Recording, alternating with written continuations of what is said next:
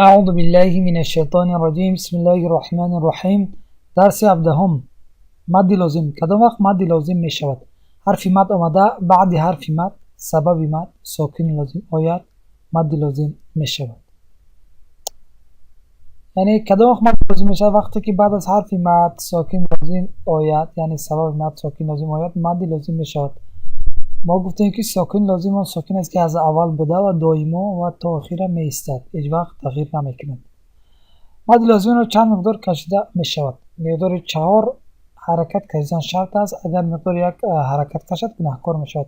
من در اینجا عوض الف حرکت گفتم، زیرا الف حرکت درست‌تر می آید.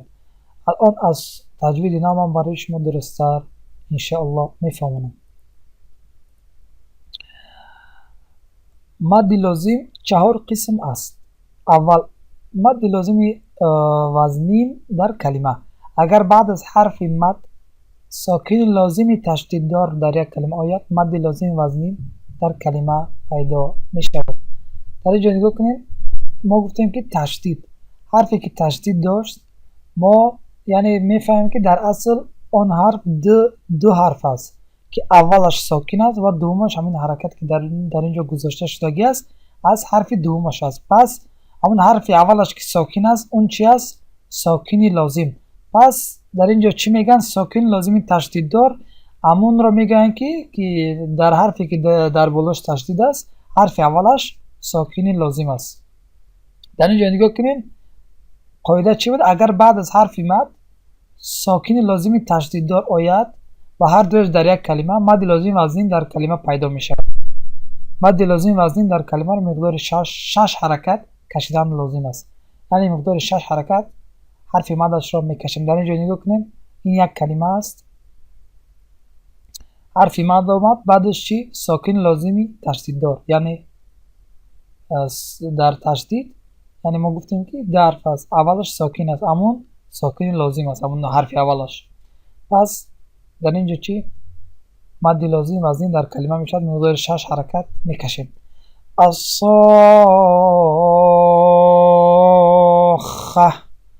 الحاقة ولا الضالين.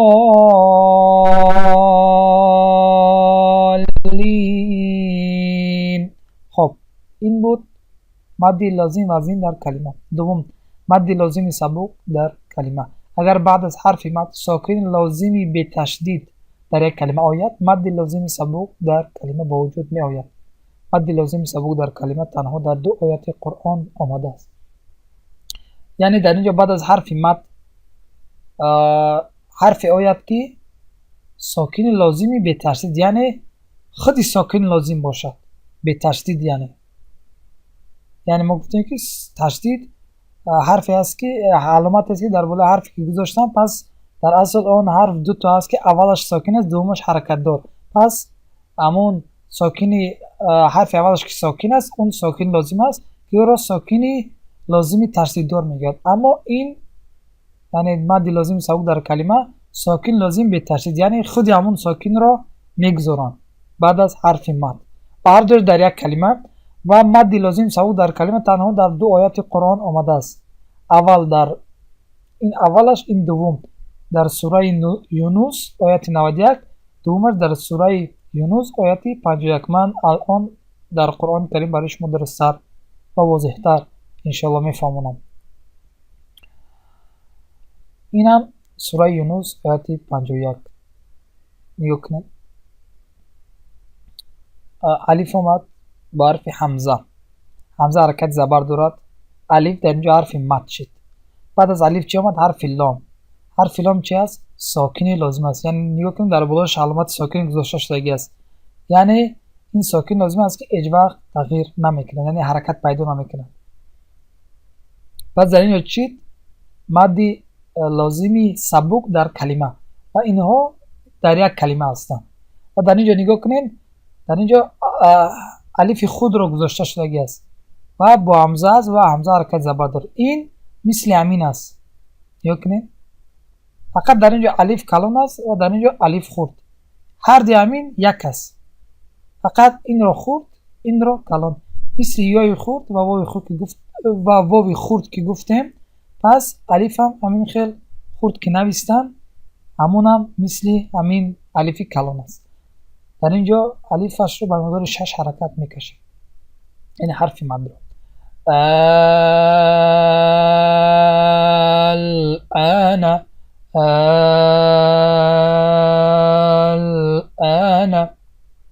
خب در اینجا مقصد نگاه کنین، در اینجا الف یعنی مد طبیعی میشه، یعنی مقصد در اینجا مد طبیعی میشد که الفش رو، یعنی حرف مدش رو به مقدار 10 حرکت میکشیم، اما در اینجا به مقدار 6 حرکت. نگاه کنین در بالای الف چی گذاشته شده است؟ یک علامتی است که مقصد به حرکت مانند است، اما حرکت راست است، این باشد کج است. نگاه کنین کج است در بالای الف. این علامتی کشش، علامتی مد است، علامتی مد. این تنها در بالای 3 حرف گذاشته می شود، در بالای الف، واو و یا، زیرا همین 3 حرف است که حرف مد است. پس در اینجا نگاه کنیم حرف مد 6 حرکت، در اینجا همین رو گذاشتن. سوال پیدا شاید برای شما شکلی، پس چرا، یعنی پس برای چی در بالای این الف خورد همین علامت مد رو نگذاشتن؟ زیرا آنکه در اینجا مد طبیعی می شود، یعنی مده حرکت میکشیم. این اون وقتی میگذارن علامت مد رو وقتی که ما مقدار 4 حرکت، 5 حرکت یا 6 حرکت آن حرف مد رو باید کشیم. همون وقت این رو میگذارن که یعنی ما بدانیم که همین حرف مد رو ما باید به مقدار 4 یا 5 یا 6 حرکت باید کشیم، اما در مد طبیعی این رو نمیگذارن، زیرا 10 حرکت. به همین خاطر همین را بدونید که علامت مد رو وقتی که میگذارن در بالای حرف مد وقتی که به مقدار 4 5 یا 6 حرکت ما را کشیم. خب این بود مثال اول. مثال دوم رو من برای شما نشان میدم که در همین سوره یونس است و آیت 91.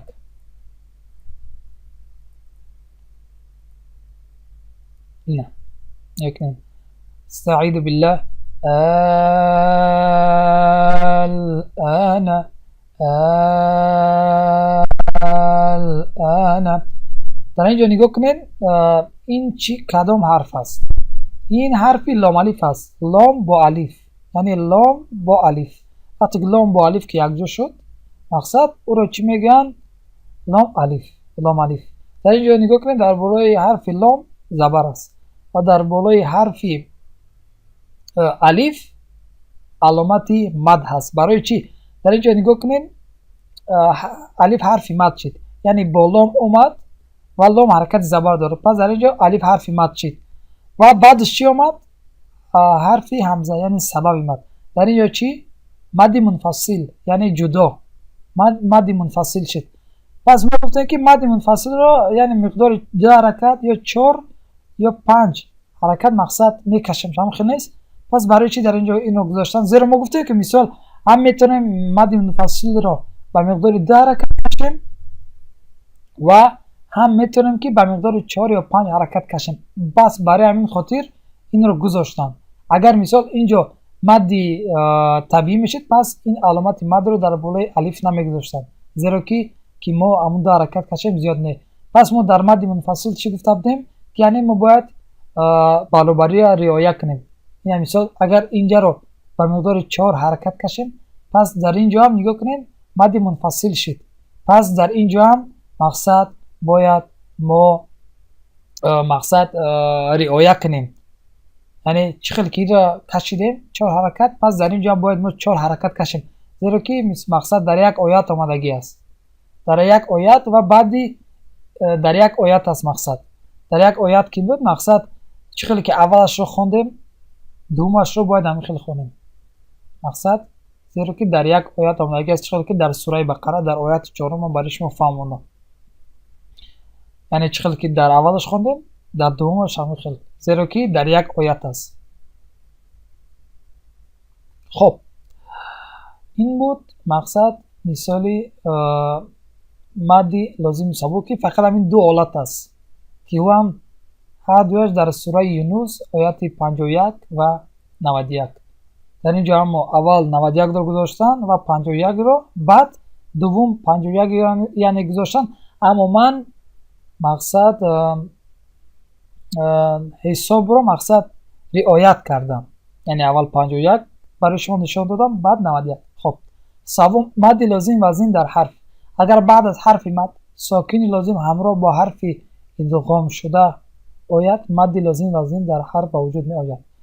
ما مقصد در درس اول در باره حرف ها مقصد گذاشتیم که چند حرف است و مقصد چه خیلی تلفظ میشن و از چند حرف عبارت است. مقصد من برای شما واضح نگفتم که چه خیلی حرف عبارت است، اما من تلفظ کردم با شما. مثال الف، با، تا. مثال الف چی است؟ از سه حرف عبارت است. الف زبر دارد، لام زیر دارد و فا ساکن است، ساکن لازم. الف. لام از چه حرف عبارت است؟ از سه حرف. لام است، الف است، لام است. معذرت میخوام، یعنی میم است. میم از چی؟ میم است یا از میم. پس در اینجا نگاه کنیم، در اینجا میم ساکن است، ساکن لازم، یعنی حرف لام اجباخ لاما، لامی، لامو نمی شود. الف، الفه، الفو، الفی نمی شود. مثال سین، سینی، سینو نمی شود. اما وقت سین، لام، الف، میم اینها فقط میمونن و حرفای آخرشون که حرفکی اگر همین حرف رو نویسیم پس ساکن لازم می باشد. پس قاعده مد لازم وزنین در حرف چی بوده است؟ وقتی که بعد از حرف مد ساکن لازم همراه با حرف ادغام شده آید، مد لازم وزین در حرف وجود می آید. مثال مد لازم وزین در حرف فقط در دو حرف می آید، یعنی مقصد در آخر حرفی که مثال حرف میم ساکن و نون ساکن آمد. در کدام وقت؟ وقتی که همین میم ساکن مثال در لام آخرش میم است، میمش ساکن لازم است. بعد از ما گفتیم که حرفای ادغام شده چند تا است؟ دو تا است، حرف میم است و حرف نون. میم ساکن و نون ساکن. میم کدام وقت ادغام میشد؟ وقتی که میم ساکن بود، بعد از حرف میم ساکن چی آمد؟ میم آمد. آن وقت چی میشد؟ ادغام مثلین باغونه، که ما میم ساکن رو با میم بعد آمدگی دخول میکنیم و این رو با تشدید مثلی که دو میم میخونیم. پس چی میشد در اینجا؟ چی قاعده چی بود؟ بعد از ساکن لازم همراه با حرف ادغام شده آید. این میم حرف ادغام شده است و شرطش چی بود؟ که بعد همین مقصد حرف ادغامش بیاید. با شرطی که در اینجا شرط اولش آمد میم ساکن که ادغام میشودی و شرط دومش چی بود؟ که حرفی بیاد که امین ادغام شود، میم آمد. پس در اینجا مد لازم وزین در حرف میاد، بعد این رو مقصد ادغام میکنه و در اینجا حرف مدش به مقدار 6 حرکت مقصد میکشیم. در اینجا مد لازم وزین در حرف شد. مثال الف لام میم، الف لام میم. دیدین من میمی که در آخر حرف لام است، پس در میمی که بعدش آمدگی است من ادغام کردم و امین میم را من با تشدید یعنی مثل دو میم خواندم. خب مثال دوم تا سین میم.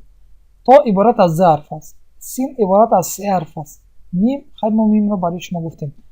تا با الف است، زبر دارد، سین است، یا است و نون ساکن است. سین زیر دارد، یا مد شد، نون چی است؟ ساکن لازم است. در اینجا هم نگاه کنید، حرف ادغام شده آمد و بعدش شرط اولش یعنی آمد که حرف ادغام شده ساکن لازم است و بعدش چی آمد؟ حرف میم که حرفای ادغام آمد، یعنی بعد از نون ساکن اگر چیه کدام حرفا بیاد نون ادغام شد؟ 6 حرف، یا میم، نون، واو، یعنی واو، لام، را. پس در اینجا چی؟ میم آمد. پس در اینجا چی؟ هم شرط اولش توگری گیری و هم شرط دومش. پس اینجا چی می شود؟ مد لازم وزین در حرف، یعنی ما امین نون را در امین میم ادغام میکنیم. من برای شما میخونم سیم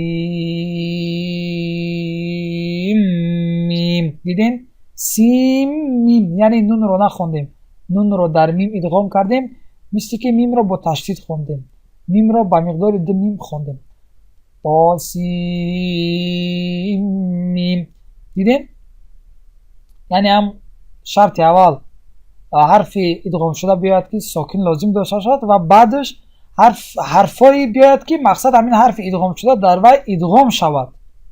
یعنی حرفای ادغام کدام بود؟ 6 تا، یا میم، نون، واو، لام، را در مقابل نون ساکن. اما در میم ساکن چی بود؟ فقط میم بود، یعنی در ادغام مثلا بگونه شما گذاشتیم. و یک چیز دیگر چی خیلی که ما در مقصد کلمه ادغام میکنیم، اخفا میکنیم و اظهار میکنیم. پس در حرفکی وقتی که ما حرف را حرفکی اگر نویسیم نیا کنیم مثل کلمه میشد. پس ما چیکار میکنیم؟ در اینها هم ادغام میکنیم، اخفا میکنیم و اظهار. این هم مثال اول رو دیدیم که در مد لازم و این در حرف ما چیکار میکنیم؟ ما در پرکتیک این حال کردیم که ادغام کردیم، یعنی حرف رو ما ادغام کردیم. حرفکی که این را نویسیم مثل کلمه میشن. یعنی اینها رو ما هم در کلمه چقدر که ادغام، اخفا و اظهار میکنیم، پس در حرف هم ما همین خیل میکنیم، یعنی اظهار، ادغام و اخفا. این بود مد لازم و این در حرف که مقدار 6 حرکت همین حرف مدش رو ما میکشیم. چهارم مد لازم سبک در حرف. اگر بعد از حرف مد ساکن لازم خالی از ادغام آید، مد لازم سبک در حرف به وجود می آید. ما گفتیم که حرفای میم ساکن و نون ساکن اگر به شرطشون همون حرفایی که ما گفتیم، اگر در میم ساکن بعدش میم بیاید و بعد از نون ساکن همون 6 حرف ادغام آید، پس چی میشد؟ مقصد اینها ادغام میشن و مد لازم وزنین در حرف میشود. اما بغیر از میم ساکن و نون ساکن دیگر حرفا مثال صاد، قاف، ها، یا مثال بطور مثال قاف، اینها که آمدن چی میشد؟ اینها مقصد این حرفا که در اول آمدن مقصد اینها فقط چی میشوند؟ مد لازم سبک زیرا آخری مثال حرف دال چی است؟ معذرت میخوام، حرف سین صاد، معذرت میخوام، آخر حرف صاد دال است. دالی که ساکن لازم دارد.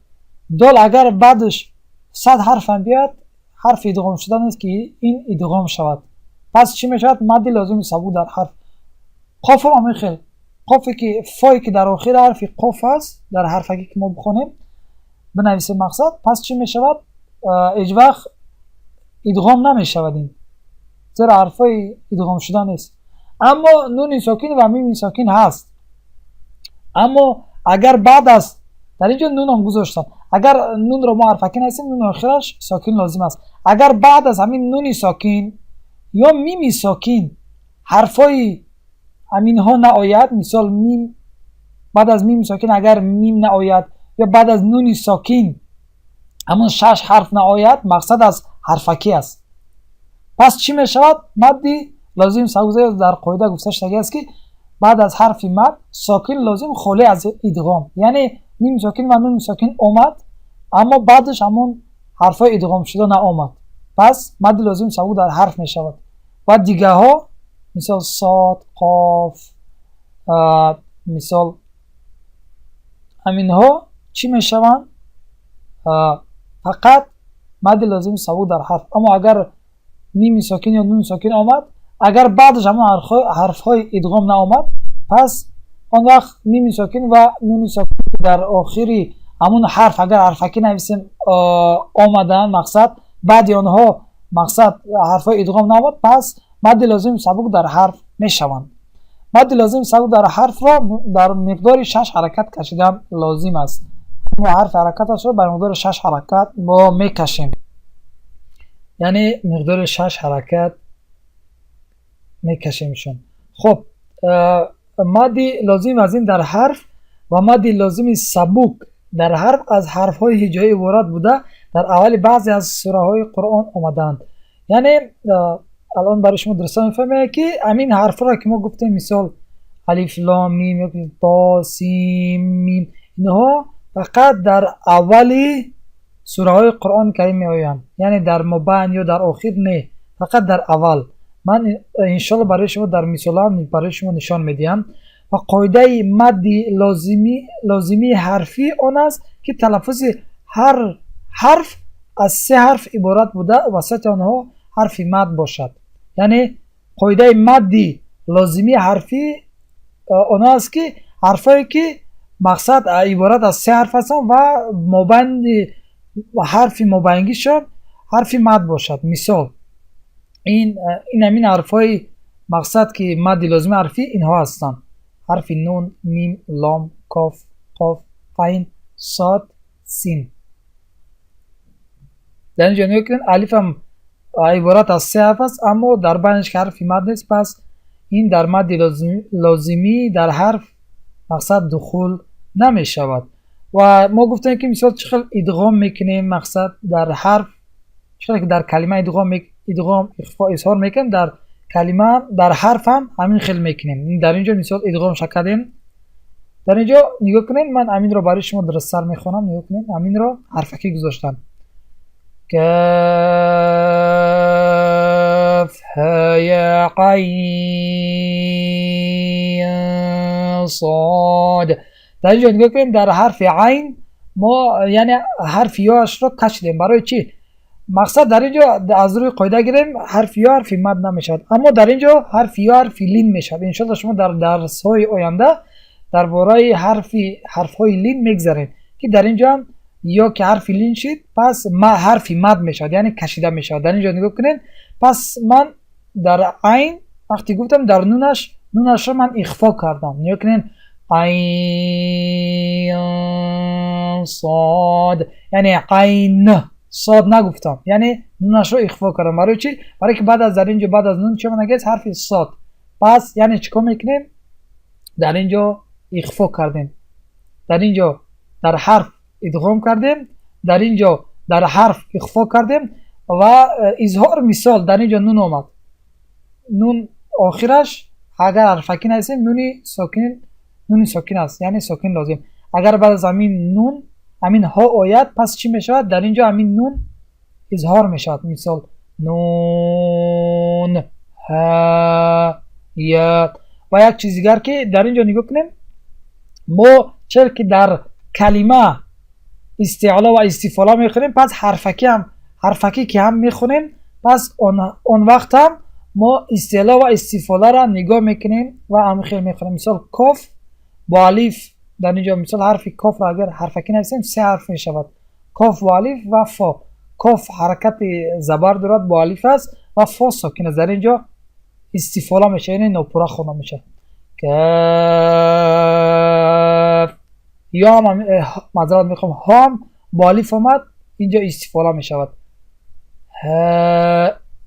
اینجا هم همین خیلی یا با الف یا، اما اینها مد طبیعی میشن یعنی در حرکت مدش رو میکشیم، اما اینها مد لازمی که میشن به همین خاطر 6 حرکت میکشیم. نه مثال صاد رو ما پره میخونیم با استعلا، یعنی استعلا اینها حرفای استعلا هستن. برای چی؟ برای که مقصد با الف هم حرکت زبر دارد، پس چی میشد؟ صاد. یعنی چقدر که در کلمه ما حرف مقصد استعلا استفاده میکنیم، پس در حرفکی هم همین خیل ما میکنیم. من الان برای شما از قرآن کریم مثال را نشان میدیم. در اینجا نگاه کنید در سوره بقره، در اینجا نگاه کنید الف لام میم. ما یعنی در بعضی قرآنایی که چاپ پاکستانی است این مقصد این برنامه که هست چاپی مقصد عربی است، اما در بعض چاپی پاکستانی که هست در همینجا در بالای همین میم تشدید میگذارن. یعنی که ما بدانیم که همین میمی که در لام است در آخرش، همون میمی که در لام است همون میم رو ما با این میم یعنی ادغام میکنیم میدراریم، پس به همین خاطر در بالای همین میم چیکار میکنن؟ مقصد تشدید رو میگذارن. مثال این در اینجا مقصد ما ادغام میکنیم که پس مثال در چاپ پاکستانی در همینجا در بالای همین میم تشدید میگذارن و در بالای همین میم هم همین خیلی زیرا که پیش از آن مقصد حرفی هست که مثال اگر حرفکی نویسیم پس حرفای آخرشان در اینها ادغام میشد، پس به همین خاطر در چاپای پاکستانی مثال در همینجا مقصد تشدید میگذارن. و ما گفتیم که علامت مد یعنی کشش فقط در بالای حرفای مد می آید، یعنی الف واو و یا. پس برای چی در بالای حرف لام و حرف میم آمدگی است؟ ما گفتیم که اینها عبارت از 3 حرف است و حرف مابیننگی اینها چی است؟ حرف مد است. نگاه کنید حرفای مد است یا الف همین نیست. پس به همین خاطر در بالای اینها گذاشتن که یعنی ما حرف مد اینها را بکشیم، حرف مدشان را لام میم فهمیدین؟ به همین خاطر در بالا اینها گذاشتم. خب مثال دیگرش رو نشون میدم. نه طه. گفتم که یعنی مقصد در درس اول ما گذاشته بودیم که مقصد من برای شما خواندم که مثال حرف طا، نه مثال الف، با، تا، جیم، ها، خا. پس در اول حرفا که در اول سوره ها امین خیلا که آمد، پس ما الف مقصد همین حرف رو چه خیلی که ما در درس اول خوندیم امین خیلی خونده میشد. مثال الف اومد الف میخونیم، لام اومد لام میخونیم. فقط مقصد لامش رو مقصد با تشدید معذرت میخونیم، یعنی الفی که در لام است پس با مد میخونیمش. اینجا که باشد در بعضی قرآن ها در همینجا الف رو میگذارن، زیرا وقتی که پا ها که ما میگیم اینها عبارت از ظرف هستن. یکنین تا با الف و زبر دارد، ها با الف و زبر دارد. اینها مقصد چی میشد؟ مدی طبیعی میشن. پس به همین خاطر در اینجا هم در بالای همین حرفا مقصد هم علامتی مد که گفتم نمیگذارن، زیرا که در اینجا ما همو حرف مدش رو 2 حرکت میکشیم. پس شما میره انشالله برای شما سوال پیدا نمیشد که یعنی اینجا چه خیلی خونده میشد و مقصد اینجا چه خیلی خونده میشود. یعنی چه خیلی که در درس اول ما گذاشتیم که الف، با، تا، جیم، ها، خا، اینا هم همین خیلی مقصد تلفظ میشه، همین خیلی خونده میشود. یعنی همون از چه حرف عبارت است همین خیلی خونده میشود. و مرورا یک بار دیگه برای شما درستر، یعنی مرورا برای شما بگویم. مد لازم 4 قسم بود. مد لازم وزن در کلمه که بعد از حرف مد ساکن لازمی تشدیددار آید و هر دوش در یک کلمه مد لازم از این در کلمه پیدا می شود. اینا یک کلمه مد آمد بعدش چی آمد؟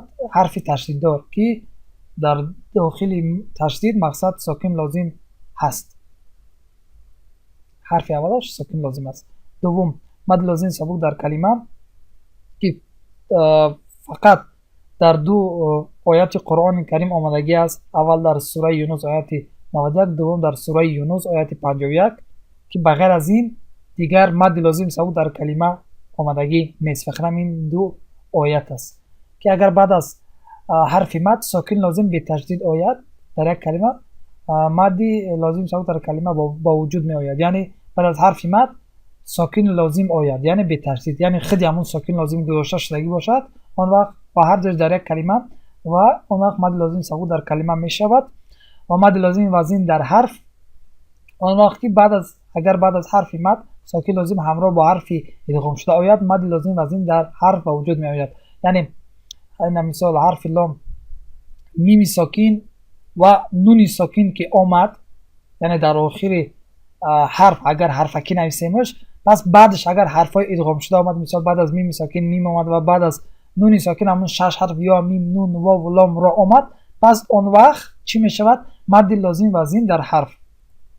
و بغیر از میم ساکن و نون ساکن اگر دیگر حرفا آمدن، این چهارم، اگر بعد از حرف مد ساکن لازم خالی از ادغام آید، مد لازم سبک در حرف با وجود می آید.